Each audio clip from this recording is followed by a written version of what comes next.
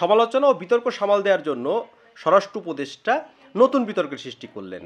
রাত ৩টা ৫ মিনিটে তিনি সংবাদ সম্মেলন করলেন। কেন? কারণ কয়েকটি ঘটনা ঘটেছে। এর মধ্যে আমরা জানি যে কয়েকদিন ধরেই, ইনফ্যাক্ট বেশ কয়েকদিন ধরেই দেশের আইনশৃঙ্খলা পরিস্থিতি ক্রমশ খারাপ থেকে খারাপ হচ্ছে। বিশেষ করে ঢাকা শহরে আইনশৃঙ্খলা পরিস্থিতি আটকে ওঠার মতো।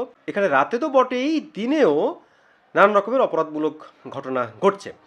গতকাল রাত্রে দুটি ঘটনা ঘটেছে, যেটা সত্যিকার অর্থে নাজুক যে পরিস্থিতি সেটার একটা চিত্র বোঝার জন্য যথেষ্ট। একটু হচ্ছে মোহাম্মদপুরে, সেখানে ডাকাতরা প্রকাশ্যে তারা বের হয়েছে অস্ত্রশস্ত্র নিয়ে, এরকম ঘটনা মাইকে ঘোষণা দেওয়া হচ্ছে। ডাকাতির ঘটনা ঘটেছেও, মাইকে ঘোষণা দেওয়ার ঘটনাটি অমূলক ছিল না এমনটি জানা যাচ্ছে। অন্যদিকে বনশ্রীতে 4 রাউন্ড গুলি করে একজন ব্যবসায়ীকে তার কাছ থেকে 200 ভরি স্বর্ণালঙ্কার ছিনিয়ে নেওয়া হয়েছে এবং এই ঘটনার ভিডিও ছড়িয়ে পড়েছে সামাজিক যোগাযোগ মাধ্যমে। এখন সময়টা এমন যে নানা জায়গা থেকেই ভিডিও ছড়িয়ে পড়ছে, ফলে পরিস্থিতির ভয়াবহতা যারা এগুলো দেখছেন তারা বুঝতে পারছেন।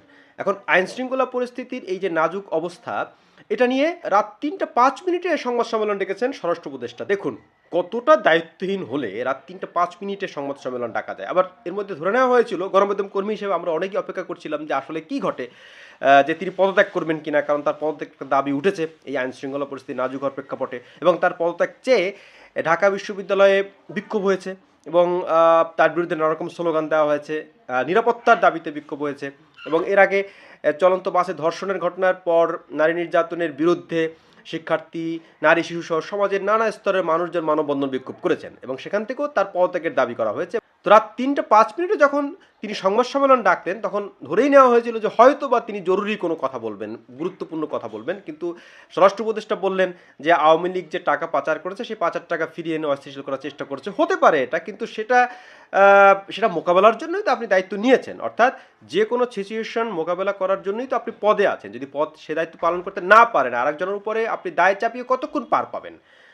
আওয়ামী লীগের পতন হয়েছে 6 মাসের বেশি হয়ে গেছে। এখন তো একটা মোটামুটি আইন শৃঙ্খলার পরিস্থিতি আমরা দেখা উচিত ছিল আমাদেরকে, কিন্তু সেটা তো আমরা দেখছি না। এবং খুবই খুবই মানে চারিদিকে একটা নিষ্ক্রিয়তার অবস্থা আমরা দেখছি। পুলিশ বাহিনীর ঊর্ধ্বতন কর্মকর্তারাও আসলে কি করছেন সেটাও কিন্তু প্রশ্ন সাপেক্ষ বিষয়। এবং শুধু স্বরাষ্ট্র উপদেষ্টার উপর দায় দিয়ে কিন্তু এই ঘটনার পার পাওয়া যাবে না। মানে স্বরাষ্ট্র উপদেষ্টাই শুধু দোষী কথা বলা যাবে না, বরং আইনশৃঙ্খলা বাহিনীর ঊর্ধ্বতন কর্মকর্তা আছে কিংবা সদস্য আছেন, তারা কেন কিছু করতে পারছেন না?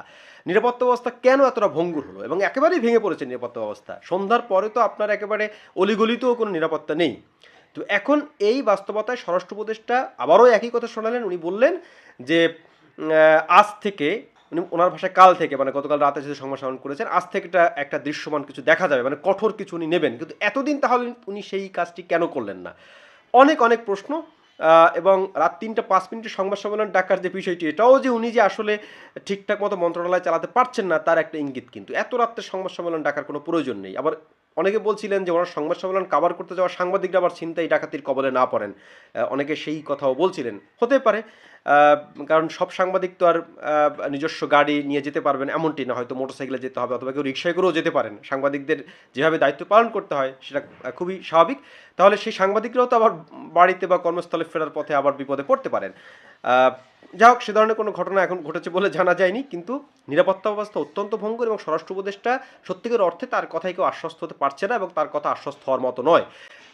এবং সবচেয়ে ভালো একটি সমাধান হতে পারে যে এই পদে আরও দায়িত্বশীল কাউকে দেওয়া, এবং স্বরাষ্ট্র উপদেষ্টা নিজেই যদি এটা বুঝতে পারেন তাহলে সেটা সবচেয়ে ভালো হয়। কিন্তু উনি সেটা বুঝতে পেরেছেন বলে মনে হয় না। উনি আবারও সেই আগের মতোই যে অর্থহীন কথাবার্তাই বললেন। সত্যিকার অর্থে ওনার টেবিলে কোনো প্ল্যান নেই এবং যারা আইনশৃঙ্খলা বাহিনীর ঊর্ধ্বতন পদে আছেন তারাও খুব ক্রিয়েটিভ এক্ষেত্রে এমনটি মনে হচ্ছে না।